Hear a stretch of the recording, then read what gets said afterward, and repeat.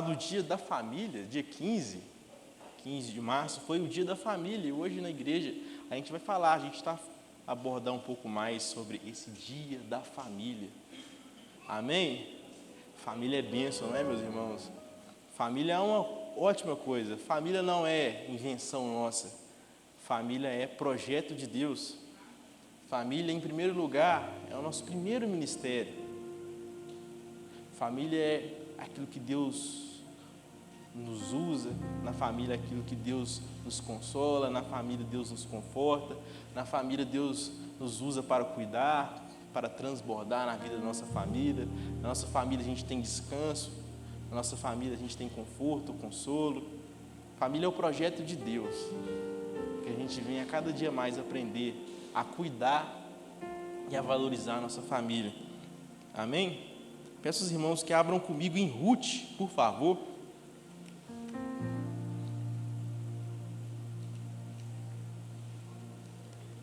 Ruth.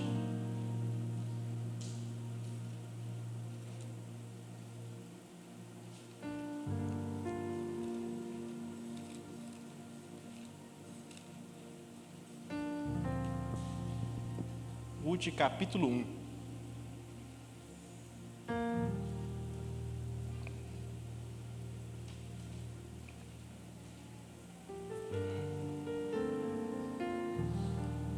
Amém? Vou esperar todo mundo achar.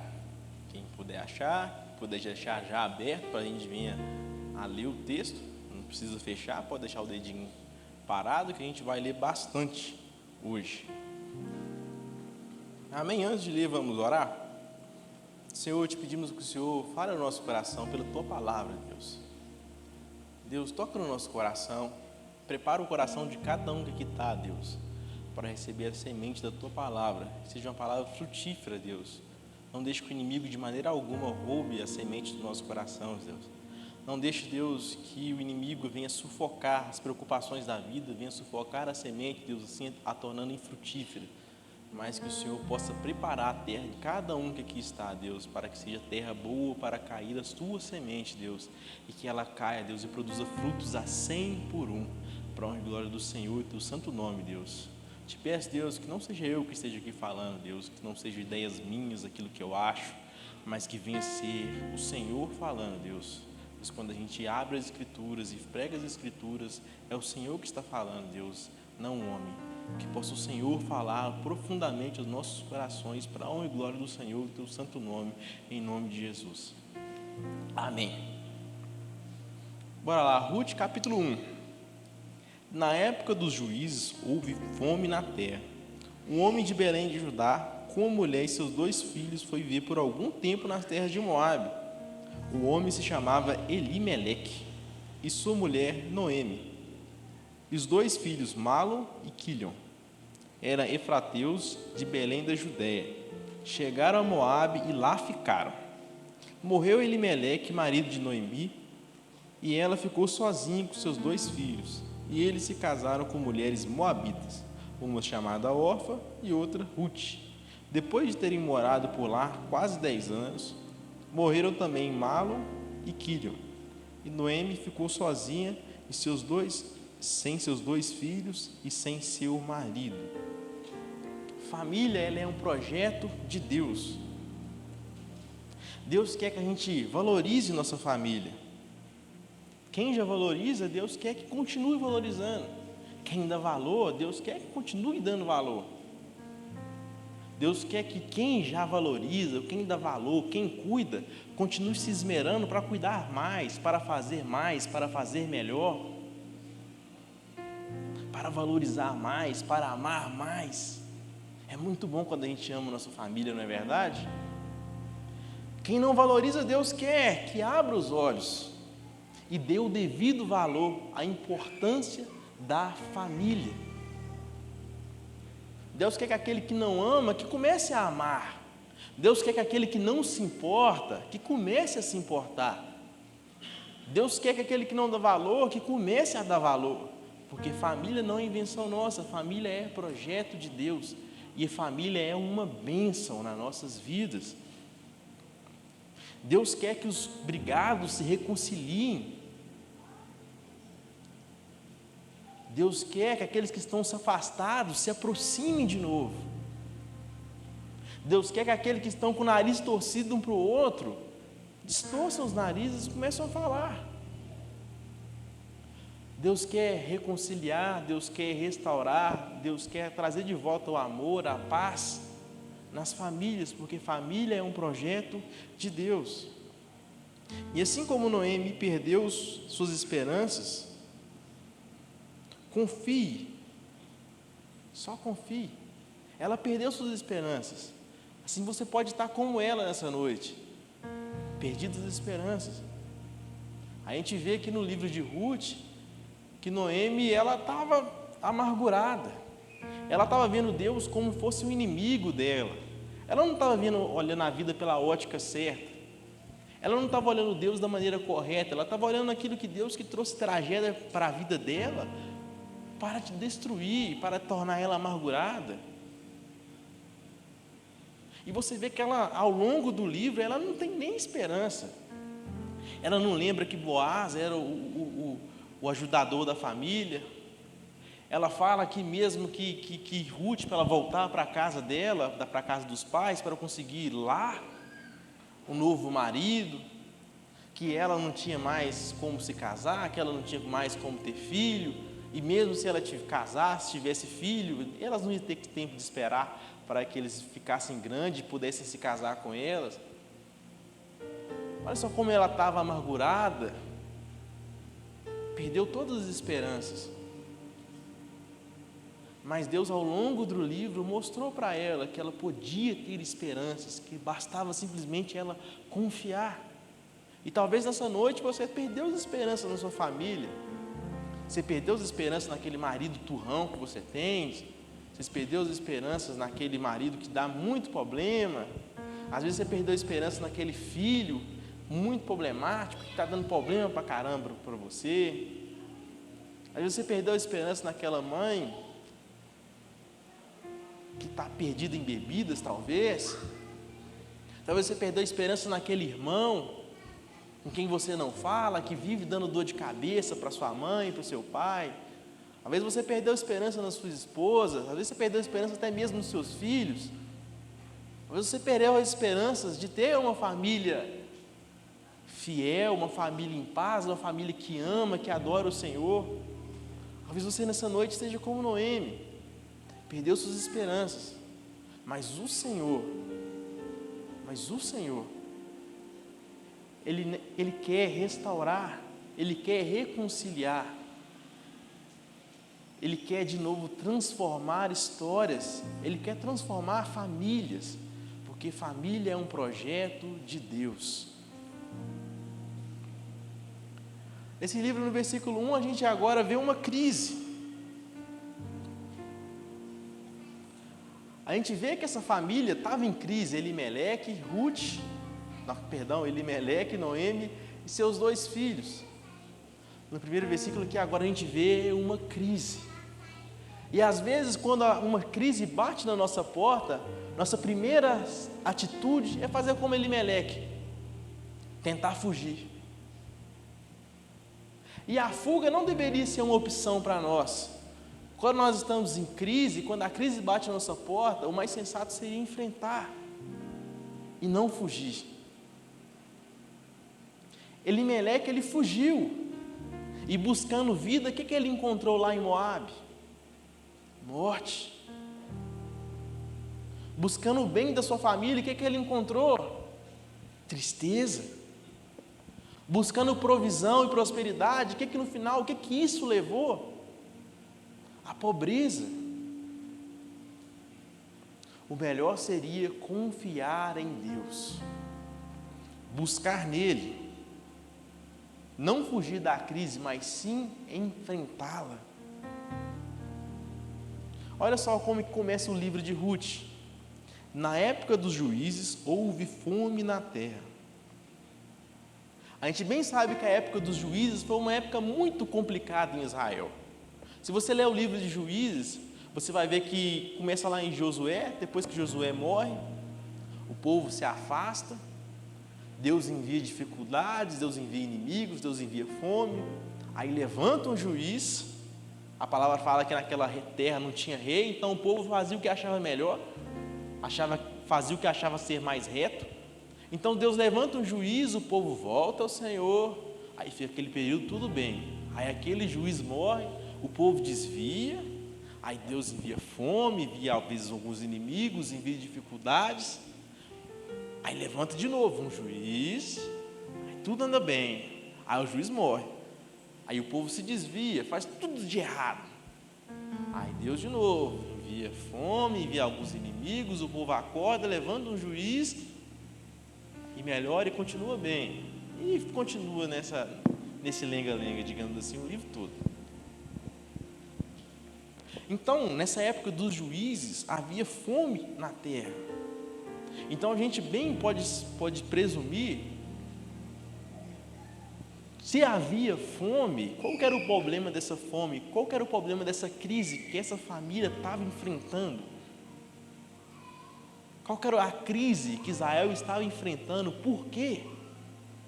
Se a gente lê o contexto de Juízes, a gente presume que é a falta de buscar a Deus. Então, se a falta de buscar a Deus trouxe fome para aquela terra, qual seria a melhor decisão de Elimeleque para resolver essa crise? Fugir dela ou buscar confiança em Deus para enfrentá-la? Buscar a face de Deus, buscar de novo o Senhor, qual seria a melhor decisão? Pode haver certas crises na nossa família, certas crises no nosso ambiente familiar. E qual que é o melhor? Fugir ou buscar em Deus? Talvez o problema no seu casamento, o que seria melhor? Fugir? Se divorciar? Sair fora? Ou buscar em Deus? E esperar que de Deus venha a restauração, e Ele quer, porque Deus é um Deus que ama famílias. O que seria melhor? Ver aquele filho seu problemático, o que é melhor? Simplesmente desistir, entregar para Deus? Entreguei para o santo. O que é melhor fazer? Fugir? Ou confiar em Deus e esperar que Ele trará restauração? Aquele seu marido que você quer que se converta, o que é melhor fazer? Só desistir? Ou dobrar os joelhos no chão e pedir e confiar em Deus?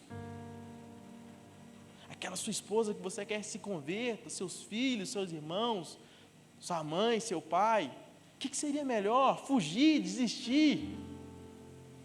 Ou buscar em Deus e enfrentar a crise? Até mesmo as dificuldades que assolam a nossa família, às vezes a crise financeira, às vezes a falta de alimento, às vezes a falta de dinheiro para pagar as contas. O que é melhor? Desistir, desesperar, fugir? Ou confiar em Deus e enfrentar a crise? Às vezes a gente foge porque enfrentar é muito difícil. Às vezes nessa de enfrentar a crise a gente perde até mesmo as nossas esperanças. Mas Deus nos lembra nessa noite que a gente pode e deve confiar nele. Deve confiar em teu santo nome. E nisso tem aqui a palavra de Deus. Toda vez que a crise bater na sua porta, lembra daqueles que uma vez também estiveram em crise, assim como Noemi e Ruth, pessoas que passaram também por problemas, mas Deus trouxe a restauração. Traga na sua memória aquilo que te dá esperança, traga à sua memória as santas palavras de Deus, as promessas de Deus. Use isso a seu favor e não contra você. Não fuja, não desista de sua família. Seja qual for a crise, se volte para o Senhor. O melhor seria nós voltarmos para o Senhor e confiar que Ele vai nos ajudar na crise, seja qual for a crise que esteja em nossa família, Ele vai nos ajudar. Basta a gente ter perseverança, porque a gente quer as coisas para ontem. A gente quer colocar o vídeo em 4x, em 2x, a gente não aguenta alguém que fala mais lento, a gente faz um trem, a gente não tem paciência. Se eu coloco um trem para cozinhar no forno, eu fico louco, o trem não cozinha, aumenta o fogo, e a receita não, tem que fazer com fogo baixo. Aí eu vou lá, espeto, não está dando. Aí eu vou lá, coloco fogo no máximo, falta de paciência, a gente quer o trem para ontem, nossa sociedade é muito imediatista. A gente quer que Deus resolva o nosso problema da nossa família para ontem. A gente quer passar 2 dias de crise só, um mês, quiçá, e deixar, não, será que Deus resolve? Tá? Não, será que Deus vai resolver? Sabe, a gente quer o trem, a gente é muito afoito, a gente é muito apressado, a gente é muito aflito, a gente quer as coisas para ontem, do nosso jeito, da nossa maneira, mas Deus faz as coisas do jeito que Ele quer, na hora que Ele quer, como Ele quer e se Ele quer.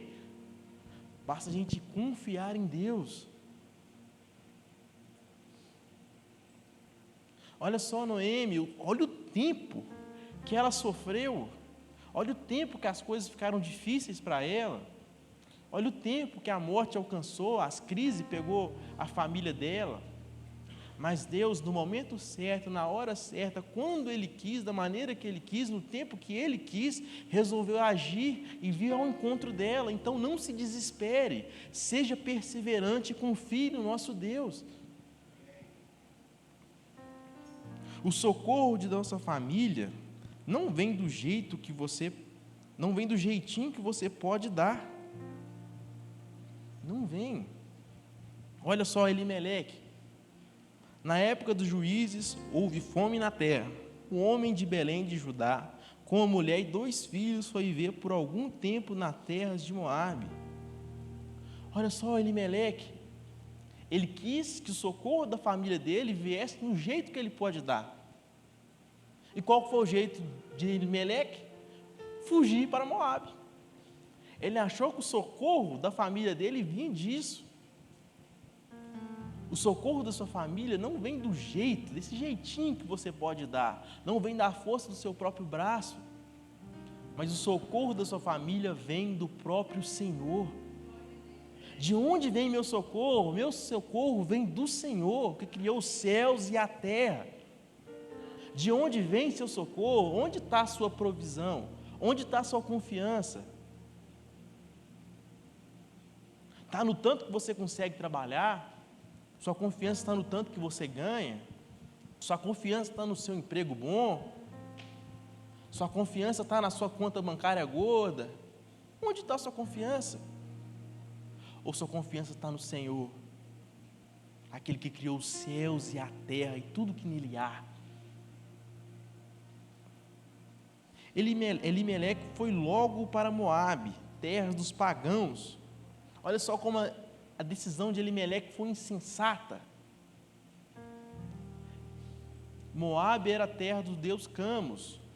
Desse deus exigia sacrifícios humanos, era uma terra de pagãos. Era uma terra que escravizou Israel por 18 anos. Olha só para onde que ele foi. Às vezes nós queremos resolver os nossos problemas, os problemas da nossa família, na força do nosso próprio braço, e não buscando a direção de Deus. Às vezes, quando a crise aperta, o que a gente faz? A gente vai para Moabe. Quando a crise aperta no nosso casamento, o que a gente faz? A gente divorcia. Quando a crise aperta nos nossos filhos, o que a gente faz? A gente desiste deles. Quando a crise aperta com nossos irmãos, o que a gente faz? A gente para de falar com os outros.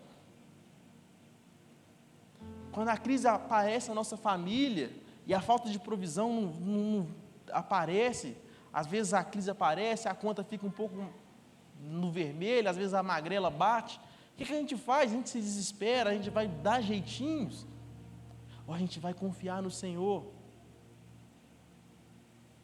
Aí, nessa noite o Senhor nos chama para confiar nele.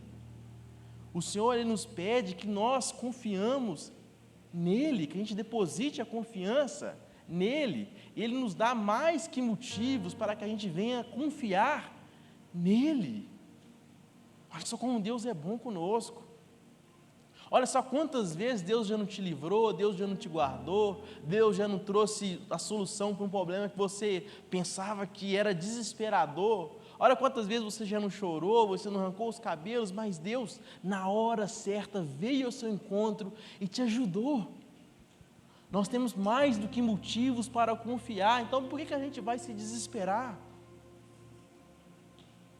A palavra ela fala que o Senhor, Ele deu um nome para todas as estrelas do céu e a todas as chama pelo nome e nenhuma delas se dá falta.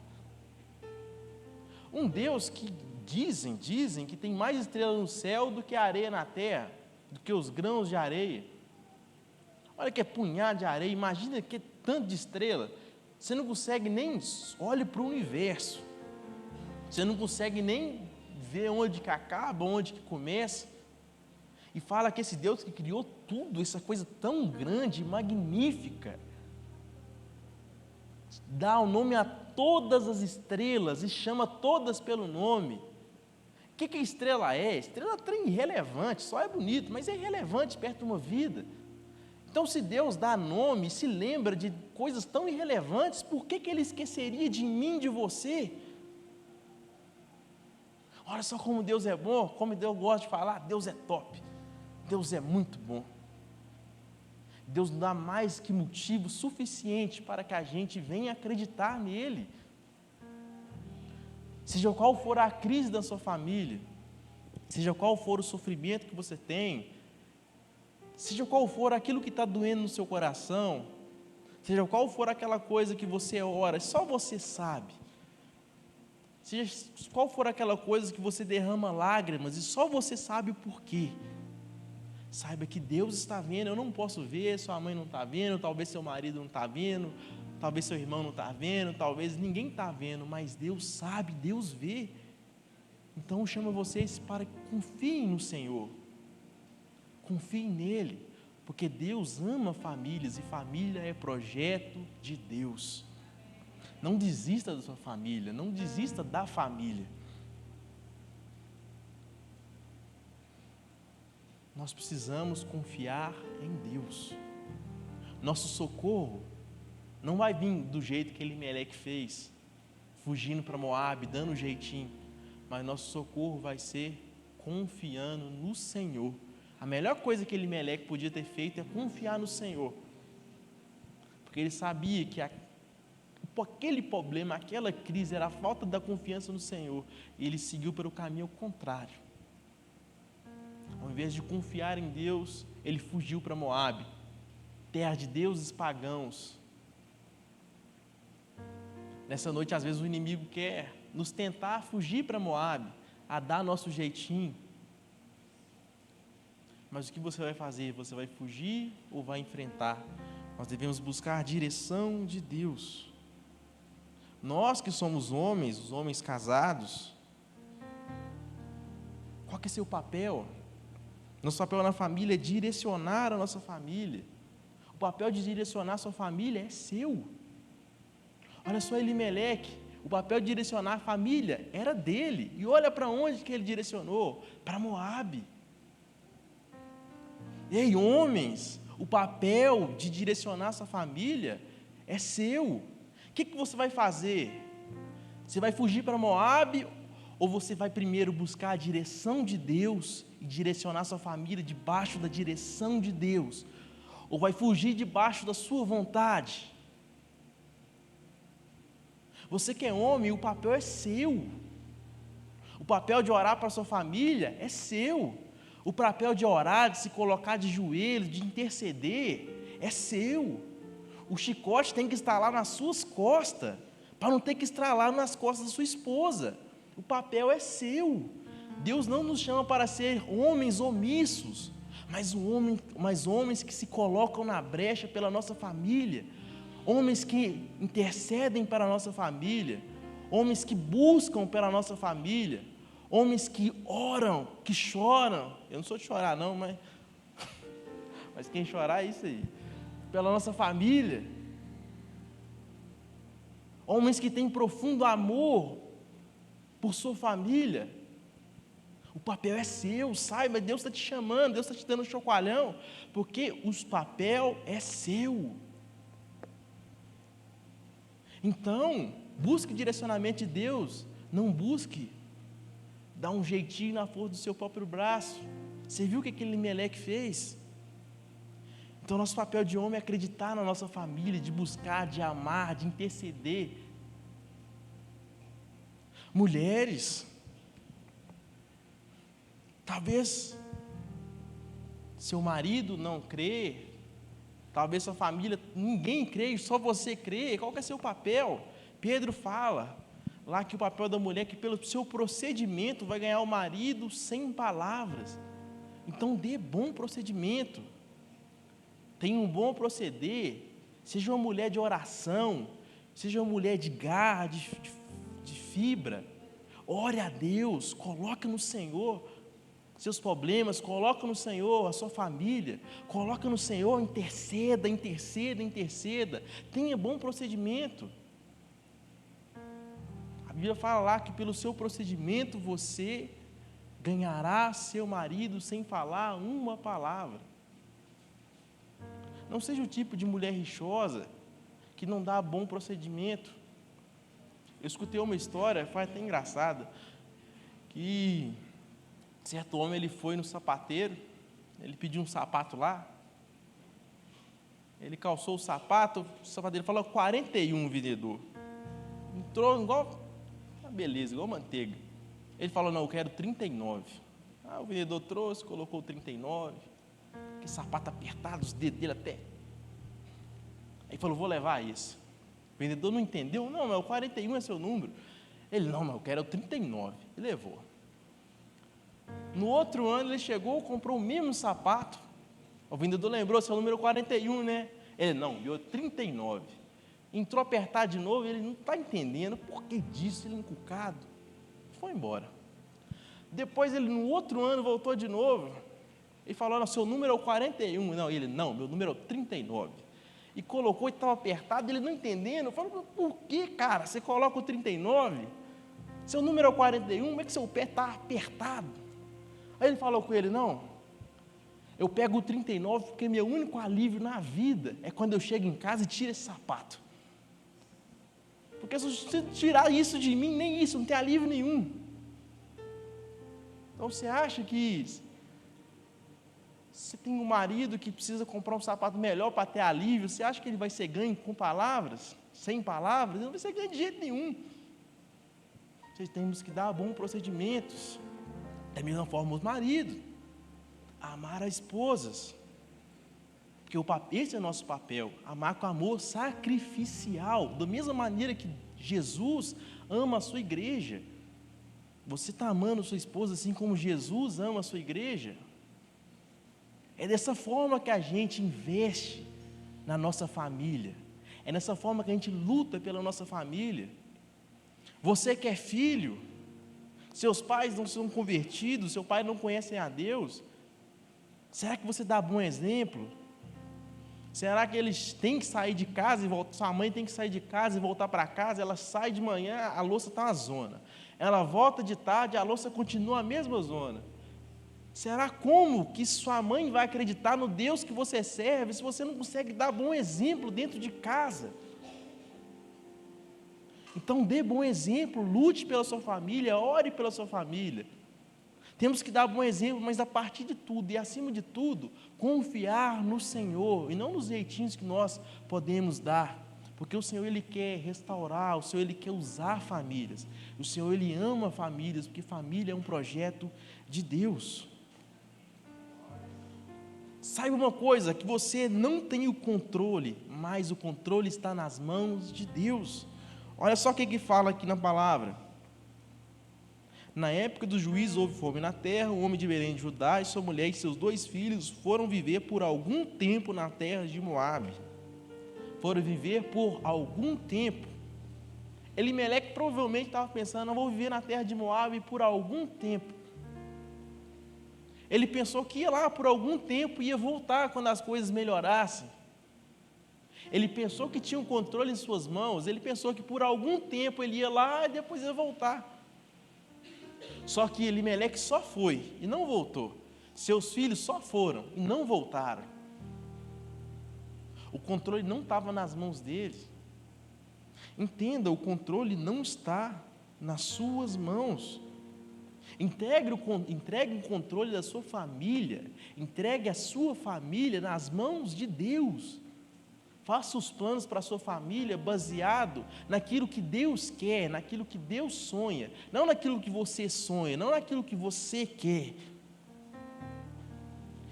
Elimeleque fez seus planos, mas encontrou morte no meio do caminho. Não faça seus planos, mas coloque seus planos nas mãos do Senhor e peça ao Senhor que te dê um coração obediente para entender se Deus falar não, escutar a voz de Deus, ter sabedoria, ler a palavra, para entender se aquilo que Deus quer ou se aquilo que Deus não quer. Peça a Deus que faça os planos dele sobre a sua vida e não os planos que você quer sobre a sua vida.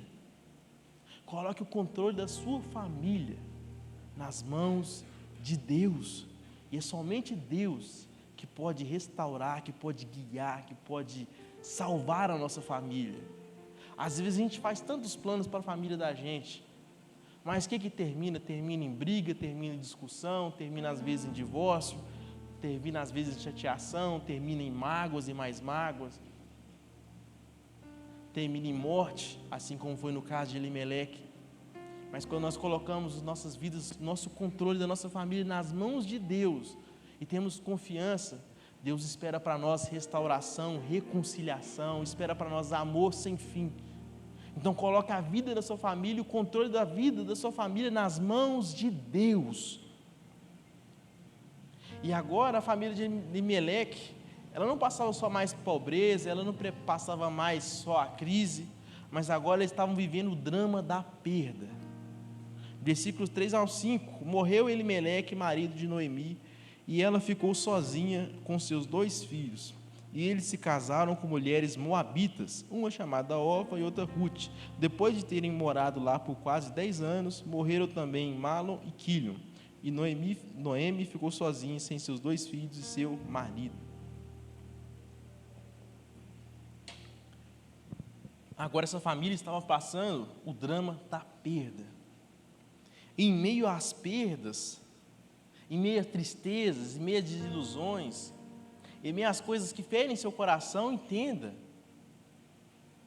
que a última palavra não vem das adversidades, a última palavra não vem da morte, a última palavra não vem daquela crise, a última palavra não vem daquela demissão que você está desesperado, como que você vai sustentar sua família. A última palavra não vem daquela perda que você pensa que nunca vai superar. A última palavra não vem das dificuldades que rondam sua família, mas a última palavra ela vem do Senhor dos Exércitos. A última palavra é de Deus. Essa é a última palavra, vem dele. A última palavra na vida de Noemi e Ruth não foi aquela perda, não foi aquela crise, não foi aquela fome. A última palavra veio de Deus, que restaurou, que transformou, que deu um novo rumo à história daquela família. A última palavra veio do Senhor dos Exércitos. Então entenda que na sua família a última palavra vem de Deus. Seu filho problemático, seu marido que talvez dá problema, sua esposa que dá problema, às vezes as adversidades, seu casamento que está passando por sérias crises. A última palavra não vem dessas circunstâncias, mas a última palavra vem de Deus que quer restaurar. A última palavra vem de Deus que quer reconciliar. A última palavra que vem de Deus que quer voltar os olhos dos filhos para os pais, que quer trazer amor, que quer trazer compaixão. É isso que Deus quer trazer. Deus quer restaurar famílias. Basta que a gente confie nele. E às vezes as circunstâncias da vida nos tiram esperanças. Olha só como Noemi estava. Ela estava sem esperança. Mas a última palavra na vida dela não veio daquelas circunstâncias. A última palavra veio de Deus. E a última palavra para mim e a sua família não vai ser das circunstâncias. Não vai vir das circunstâncias. A última palavra ela vai vir de Deus. Agora a providência do Altíssimo é maior que qualquer tragédia humana. Versículos 6 ao 14, acompanhe comigo, por favor. Quando Noemi soube que em Moabe o Senhor viera em auxílio do seu povo, dando-lhe alimento, decidiu voltar com suas noras para a terra. Assim ela, com suas 2 noras, partiu para o lugar onde tinham morado. Enquanto voltavam para a terra de Judá, lhes disse Noemi: vão, retornem para a casa das suas mães, que o Senhor seja leal com vocês, como vocês foram leais com os falecidos e comigo. O Senhor conceda a cada uma de vocês, que o Senhor conceda que cada um de vocês encontre um lar do outro marido. Então lhe deu uns beijos de despedidas e elas começaram a chorar alto e disseram: não, voltaremos com você para junto do seu povo. Disse, porém, Noemi: volte, minhas filhas, porque vocês viriam comigo? Poderia eu ainda ter filhos que viessem a ser seus maridos? Voltem, minhas filhas. Estou velha demais para ter outro marido, e mesmo que pensasse que ainda há esperança para mim, ainda que eu me casasse essa noite e depois desse à luz a filhos, iriam vocês esperar até que eles crescessem? Ficariam sem casar até a espera deles? De jeito nenhum, minhas filhas. Para mim é mais amargo do que para vocês, pois a mão do Senhor voltou-se contra mim. E elas então começaram a chorar alto. Depois Orfa deu beijo de despedidas em sua sogra, mas Ruth ficou com ela. Olha só que tragédia que aconteceu nessa família. Tristeza, desilusão, falta de esperança. Só que a providência do Altíssimo, a providência de Deus, ela é maior que qualquer tragédia na nossa vida. Talvez você esteja passando por várias e várias tragédias, coisas que tiram sua esperança, coisas que te tiram o sono, coisas que te tiram a paz, coisas que te deixam doido, te deixam maluquinho da cabeça. Mas saiba que a providência do Altíssimo ela é maior que qualquer tragédia. Assim como foi na vida de Noemi e Ruth, a providência do Altíssimo foi muito maior que a morte, foi muito maior que a crise financeira, foi muito maior que a perda, foi muito maior que qualquer drama que elas estavam vivendo. A providência do Altíssimo foi muito maior do que toda e qualquer tragédia. Confie nisso. Então a palavra continua. Então Noemi aconselhou: veja, sua cunhada está voltando para o seu povo e para seu Deus, volte com ela. Ruth, porém, respondeu: não insistas comigo, desde que te acompanhe. Não insistas comigo, que te deixe, e não mais te acompanhe. Aonde fores eu irei, onde ficares ficarei. O teu povo será o meu povo, o teu Deus será o meu Deus. Onde morreis, morrerei, ali serei sepultada. Que o Senhor me castigue com todo rigor, se outra coisa que não a morte me separe de ti. Olha só como a verdadeira amizade não se desfaz em meio às adversidades. E ela também não se enfraquece na provisão, na prosperidade. A verdadeira amizade entre Noemi e Ruth, ela não foi enfraquecida, ela não se desfez mediante a fome, mediante as tristezas, mediante a perdas, mediante aos dramas da vida. Ela também não se enfraqueceu na prosperidade, quando Ruth se casou, quando Ruth estava casada com um homem rico, quando Ruth já tinha de tudo. A amizade não se enfraqueceu. Isso que nós devemos buscar no nosso lar, esse espírito do nosso lar. A gente deve buscar esses laços na nossa casa, laços tão grandes que não se desfazem com as adversidades e não se enfraquecem na prosperidade. E esses laços, ele vem da confiança de Deus no Altíssimo. Pois quando nós não confiamos no Altíssimo, quando a crise vem, o que a gente faz? A crise vem e destrói nossa família. A crise vem e traz inimizade para dentro da nossa casa. A crise vem ela destrói casamentos, a crise vem, o marido torce o nariz para a mulher torce o nariz para os filhos, causa briga, causa destruição. E quando não causa isso, quando vem a prosperidade, quando não está construída debaixo do Senhor, o que acontece? Muitas vezes a gente vê casos de maridos que só está no tempo bom e vai, abandona a esposa, divorcia, depois a esposa fica lá largada, e às vezes os filhos que se perdem em meio a tanta prosperidade, as pessoas que pedem prosperidade a Deus, quando finalmente conseguem, se desviam dos caminhos do Senhor. Quando nós não estamos debaixo da provisão de Deus, as adversidades podem nos destruir, e a prosperidade pode nos fazer desviar dos caminhos. Mas quando nós estamos debaixo da provisão do Senhor, nós criamos laços na nossa casa que não se desfazem em meio às crises, que não se desfazem em meio aos problemas, que não se desfazem em meio à conta no vermelho, que não se desfazem ao meio às despensas vazias, que não se desfazem com nada. Quando nós levamos nossa família debaixo da provisão e a confiança no Senhor, quando nós estamos em tempos bons, a prosperidade não enfraquece nossa família, a prosperidade ela não enfraquece nossos laços, a prosperidade acaba nos juntando cada vez mais e sempre continuamos juntos e unidos.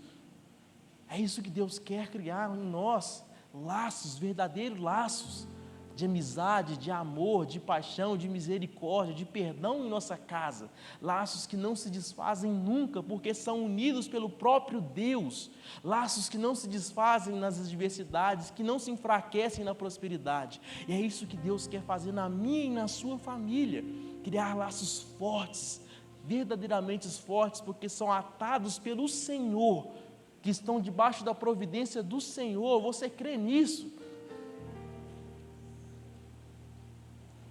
Até nas mais adversidades, Deus nunca perde o controle. Ruth, então, ela foi convertida ao Deus verdadeiro. Olha só no versículo 19 em diante. Então, prosseguindo, pois as luzes até Belém, ali chegaram todo o povoado, ficou alvoroço por causa daquelas mulheres. Será que é Noemi? Perguntavam as mulheres, mas ela respondeu: não me chame Noemi, melhor que me chame de Mara, pois Todo-Poderoso me tornou minha vida muito amarga. De mãos cheias parti, de mãos vazias voltei. Por que me chamo de Noemi? O Todo-Poderoso colocou-se contra mim. O Todo-Poderoso me trouxe tragédia. Foi assim que Noemi voltou das terras de Moabe com sua nora Ruth, a Moabita. E elas chegaram a Belém no início da colheita da cevada. Olha só como no meio das adversidades, o Senhor nunca perde o controle. Nunca, Ele nunca vai perder o controle. E certas coisas, a palavra diz que todas as coisas cooperam para o bem daqueles que amam a Deus, para um propósito. E continuo falando lá em Romanos que o propósito é esse. E o propósito é para que a gente venha a ser conformados à imagem de Cristo Jesus. Então, as adversidades, os problemas que acontecem na nossa vida, são para o nosso bem. Isso significa não que todas as coisas vão ocorrer bem, não que as nossas latas sempre serão cheias, não que a nossa conta sempre vão bater certinho no verde, não que a gente sempre terá emprego, não que as coisas sempre vão estar numa paz tranquila, não.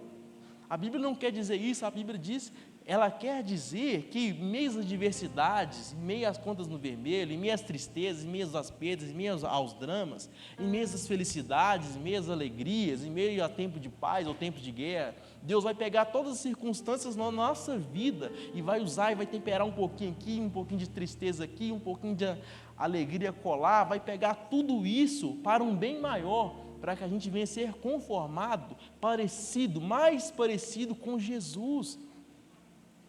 E olha só as adversidades na vida de Ruth. As adversidades da vida de Ruth a fez conhecer o Deus Altíssimo, o Deus verdadeiro.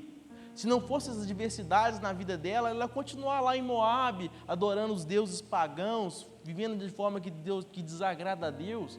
Mas as adversidades fizeram que Ruth conhecesse a Deus. E ela falou com Noemi: seu povo será meu povo e teu Deus será meu Deus.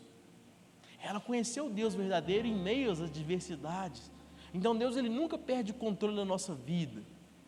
Deus, Ele quer se fazer conhecido em todas as circunstâncias, em meio a prosperidades, quer também nas adversidades da nossa vida. Então entenda que todas as coisas cooperam para o bem daqueles que amam a Deus, aqueles que foram chamados de acordo com o seu propósito, para que fossem conformados à imagem do seu Filho Cristo Jesus, a fim que ele seja o primogênito entre muitos irmãos. É isso que Deus quer. Deus quer nos transformar à imagem de Cristo Jesus. E muitas vezes Ele usa as adversidades, usa os problemas para isso. Porque a gente sabe que mar calmo nunca faz bom marinheiro. É o mar revolto que faz o bom marinheiro. São os problemas que fazem a gente evoluir, são os problemas que, as dificuldades que nos tornam bons profissionais, por exemplo. A minha profissão, se eu estivesse fazendo só coisas fáceis, eu nunca seria um bom profissional. Não que eu me considere um bom profissional, mas eu não me considero ruim. Não, eu me considero um bom profissional, sim. Mas enfim, se eu estivesse fazendo coisas fáceis, eu nunca seria um bom profissional, você nunca seria um bom profissional se você fizesse só coisa fácil. Mas sim as dificuldades te fazem aprender, as dificuldades te ensinam, as coisas difíceis te fazem esforçar, te fazem pensar, te fazem sair da zona de conforto. É a mesma coisa na nossa vida, as adversidades, elas nos fazem confiar mais em Deus.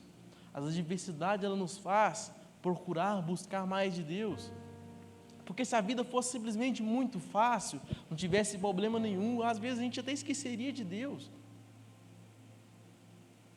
Às vezes, quando as coisas estão mais difíceis, são as orações mais sinceras que a gente faz a Deus, não é verdade?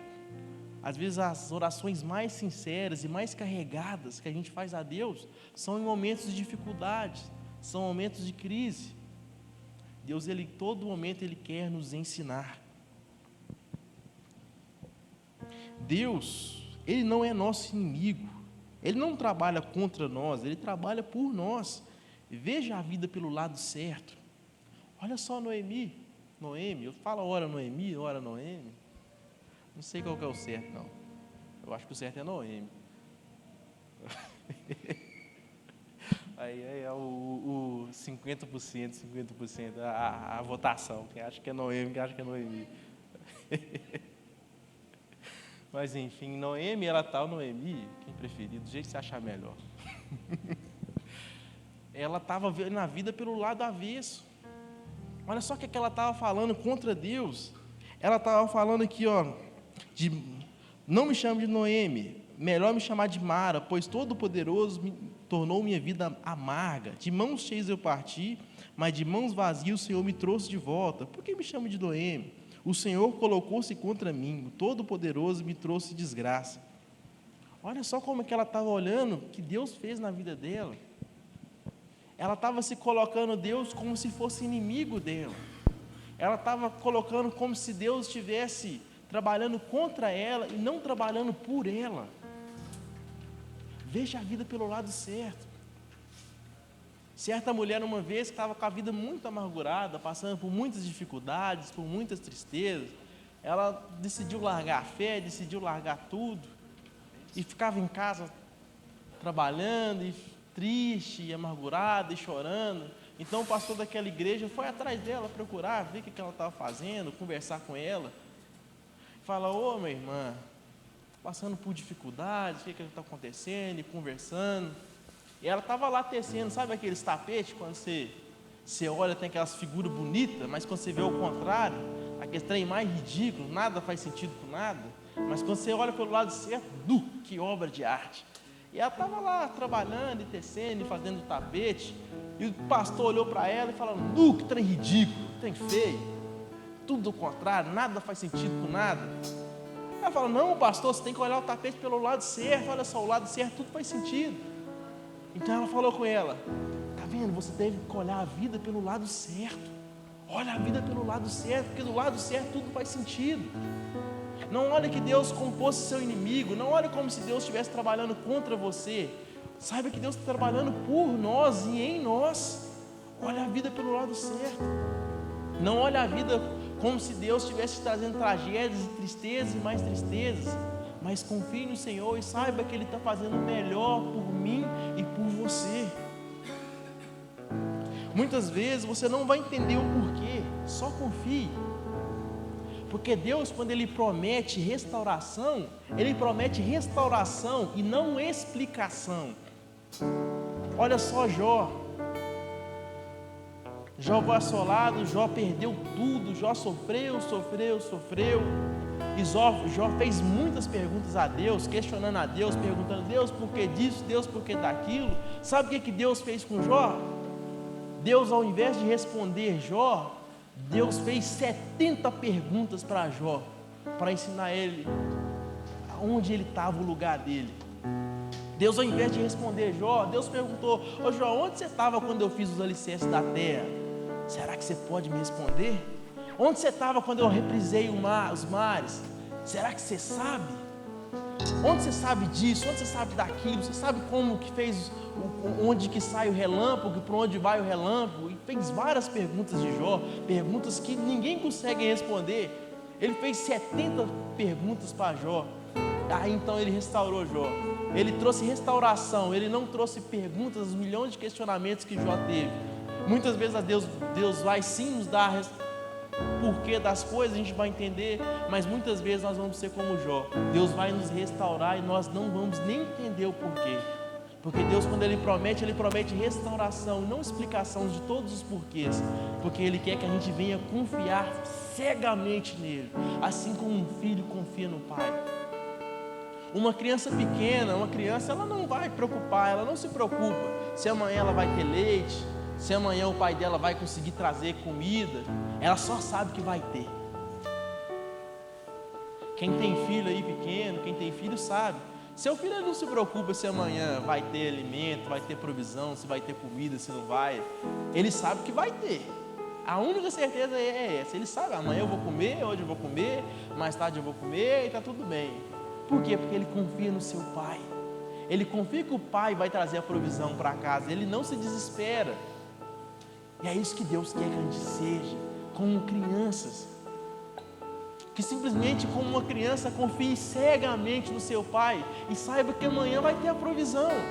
Muitas vezes, às vezes vai ter dificuldades, às vezes vai ter desconfortos, mas o pai vai estar lá e vai prover. A gente tem que entender isso. E Ruth então, ela decidiu permanecer, lutar, e isso requer coragem. Ruth, ela não decidiu fugir assim como Elimeleque. Ruth, ela decidiu permanecer, enfrentar a crise, lutar, insistir no valor da família, no poder da família.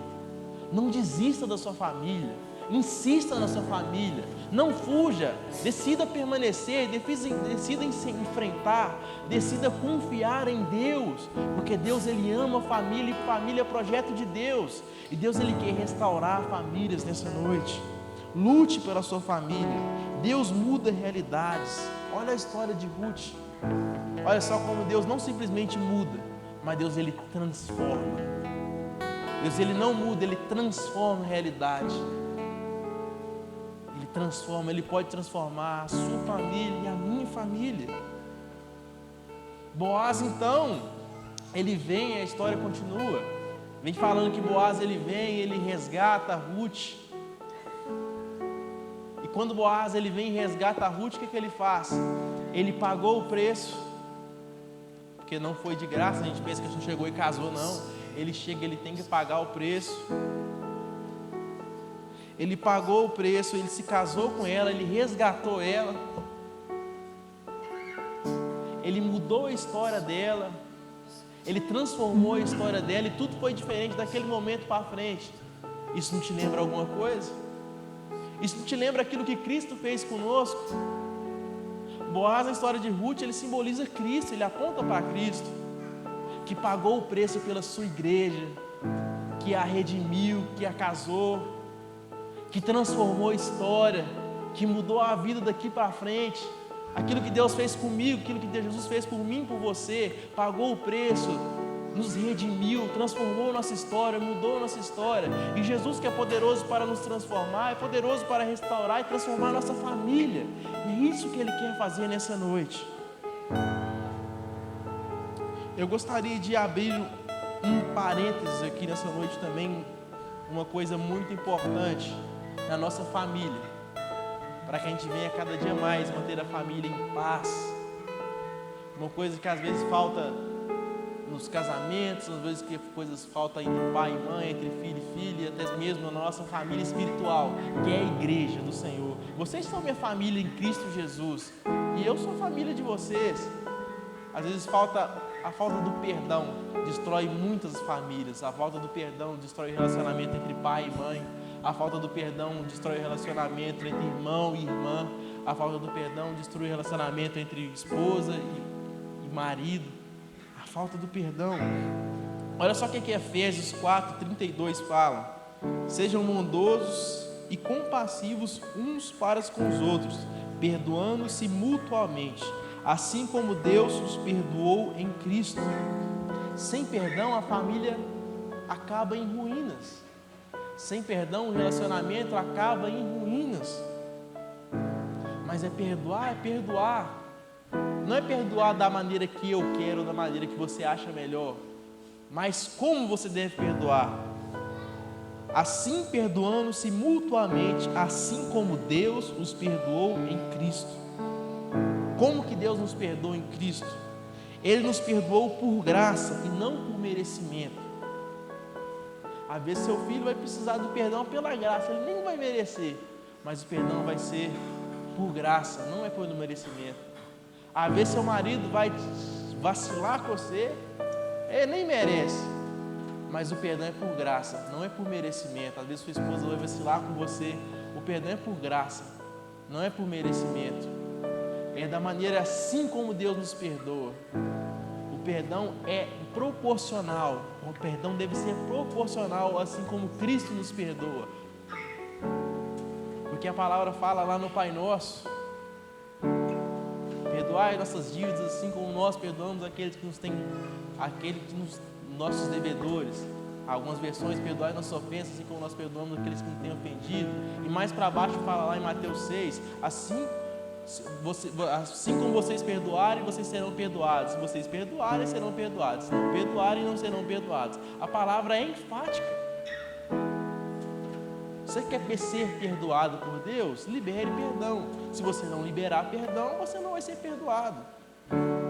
A menos que você libere o perdão, você está orando sua sentença de morte. Você está lendo sua condenação quando você ora o Pai Nosso. Perdoa nossas dívidas assim como nós perdoamos os nossos devedores. Será que você pode perdoar assim como Cristo te perdoou? Seus irmãos, seus amigos, sua família. Olha só como que Deus te perdoou. Olha só como Deus nos perdoa. Deus perdoa agressores, Deus perdoa assassinos, Deus perdoa todo tipo de gente, todo tipo de maldade, onde há verdadeiro arrependimento. Ele não perdoa para virar bagunça, não. Ele perdoa onde tem arrependimento sincero. Onde há arrependimento sincero, Deus traz perdão. Se Deus pode perdoar assassinatos, Deus pode perdoar mentiras. Olha quantas vezes você não peca contra Deus. Um Deus que é santo, um Deus que é bom, um Deus que é justo, um Deus que é puro de olhos, que não pode contemplar maldade. A gente peca com Deus tantas vezes, todos os dias, e tantas vezes. A gente pode, que Deus nos perdoa tantas vezes, por que a gente não pode perdoar os nossos irmãos? Se Deus nos perdoa tantas vezes, por que você não pode liberar perdão para o seu pai? Ah, Jordan, mas ele não merece. Ah, Jordan, mas ele não pediu perdão. Ah, Jordan, mas ele não quer nada, ele não está nem aí comigo. Sua mãe não está nem aí para mim, ela me abandonou, ela me deixou largado. Tá legal, ela não merece mesmo. Mas a gente também não merece o perdão de Deus. Quem aqui que merece ser perdoado por Deus? Ninguém. E o perdão de Deus é pela graça. E se esse mesmo Deus que nos perdoa pela graça, a gente deve perdoar pela graça. Se você quer ter sua família restaurada verdadeiramente, você tem que liberar perdão. Você tem que liberar perdão. Perdoe. Perdoe aquele seu irmão que te ofendeu. Libera perdão. Ah, mas ele não merece. Libera perdão. Deus te perdoa. Se você não liberar perdão, Deus não te perdoa. A palavra é clara. Sua mãe às vezes que te abandonou, sua mãe às vezes que falou palavras duras com você, seu pai que te agrediu, é difícil. Liberar perdão é verdadeiramente difícil, principalmente quando a gente tem a sensação que a gente está certo. Mas Deus quer que a gente libere perdão nessa noite. Onde há perdão é restauração, onde há perdão há salvação. E que Deus possa trazer nessa noite restauração. Deus nessa noite possa trazer reconciliação. Que nessa noite você possa pegar seu telefone, manda um zap, marca o encontro, quiçá, para aquele seu irmão, seu pai, sua mãe, pedindo perdão, liberando perdão, se reconciliando. Você se reconcilie com o seu marido, os maridos se reconciliem com a esposa. Que possa liberar perdão, que nessa noite venha ter restauração, que nossa noite venha ter salvação de pessoas e de famílias. Que o Senhor possa restaurar, possa reconciliar, que o Senhor possa trazer cura em cada família que está aqui nessa noite, amém? Amém? Fique de pé. Eu gostaria de orar por você e pela sua família. Lá atrás tem uma caixinha de oração. Eu queria pedir que trazesse para frente aqui para mim, por favor. Maurício, por favor. Ali atrás tem a caixinha que a gente colocou o nome da nossa família, o nome das pessoas. Todo mundo colocou? Amém? Quem não colocou, dá tempo ainda. Quem está com vergonha, coloca o nome na cabeça aí que a gente vai orar também. Às vezes é difícil sair do lugar e colocar aqui, eu tenho vergonha. Amém? Aqui está vidas, aqui está famílias. Na sua mente você tem vidas, tem família. Eu te peço que você coloque em mente agora a sua família. Você que está aqui em família, aí pegue na mão dos seus familiares, junta as famílias. Eu gostaria de orar também por família. Amém? Que as famílias possam se juntar. Amém? Você que está com sua família no coração, coloca também a família no coração. Você que às vezes é sozinho, saiba, eu também estou orando por você, porque saiba que você é minha família também em Cristo Jesus. Saiba que eu amo vocês. Vocês que às vezes pensam que não tem alguém, que estão sozinhos, mas você tem uma família aqui em Cristo Jesus. Amém? Feche seus olhos, coloque sua mente, ore pela sua família nesse momento. Que o Senhor possa nessa noite restaurar famílias, que o Senhor possa restaurar sonhos, que o Senhor possa trazer a salvação em cada uma das pessoas, em cada uma das famílias. Senhor, oramos por cada uma das famílias que aqui estão, Deus. Te pedimos, Deus, que o Senhor, Deus, transforma. Te pedimos, Deus, que o Senhor cure.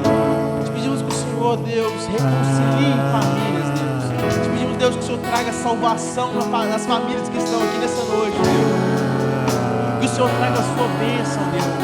Que o Senhor traga a sua mão em cada uma das famílias que estão aqui, Deus. Naquelas pessoas que estão representando seus familiares, naquelas pessoas que estão orando pela sua família, naqueles pais que estão orando pelos seus filhos, naqueles maridos que estão orando pelas suas esposas, Deus.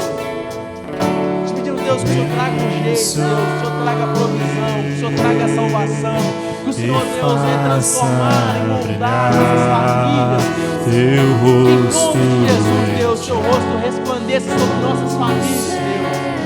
Deus, que em nome de Jesus, Deus, que o Senhor possa trazer perdão nessa noite, que o Senhor possa fazer com que nossos corações liberem perdão nessa noite, Deus. Que em nome de Jesus, que os pais se reconciliem com seus filhos, que os maridos se reconciliem com suas esposas, que filhos se reconciliem com os filhos, que os irmãos se reconciliem com seus irmãos, que tios se reconciliem com tias, que tios e sobrinhos, Deus.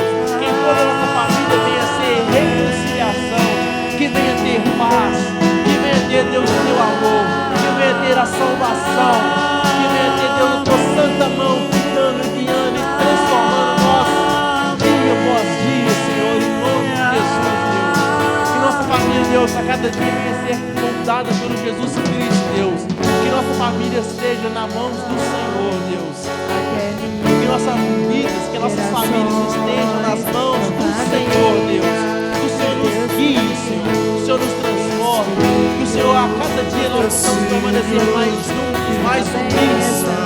Que cada dia possa permanecer mais fortes, mais confiantes no Senhor, Deus. Que o Senhor abençoe a família, Deus, e os filhos, e os Deus, até as mil gerações, Deus, em nome de Jesus, Deus.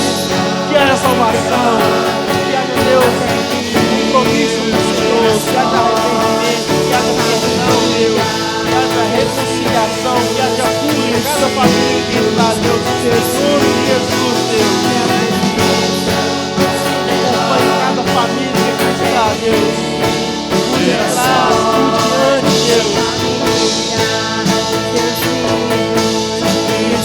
Nossos filhos, nossos netos, as pessoas que nós amamos, Deus.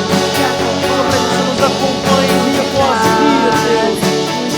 O Senhor nunca nos deixe só. O Senhor nunca solte nossa mão, Deus. Que nós nunca soltemos suas mãos, Deus, em nome de Jesus. E de noite, tua entrada e saída, teu riso, teu choro, é contigo, é por ti, é por ti, é contigo. Olhe pela sua família, interceda a Deus pela sua família. É contigo, Olhe pela sua família, interceda ao Senhor. é contigo.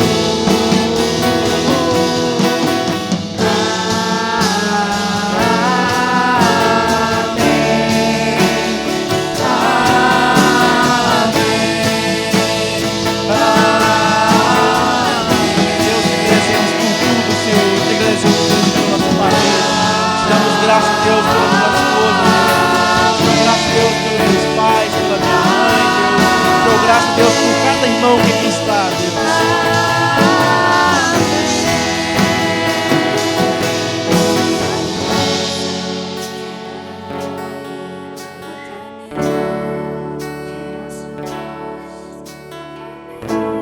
Amém. Que o Senhor possa plantar essa mensagem no seu coração. Não venha ter o coração duro. Deixe que o Senhor coloque a mão na sua família. Deixe que o Senhor transforme sua família. Deixe que o Senhor transforme sua casa. Deixe que o Senhor transforme e coloque a mão no seu casamento. Deixe que o Senhor coloque a vida. Deixe que o Senhor coloque a sua mão na sua vida, na vida da sua família, em nome de Jesus. Amém?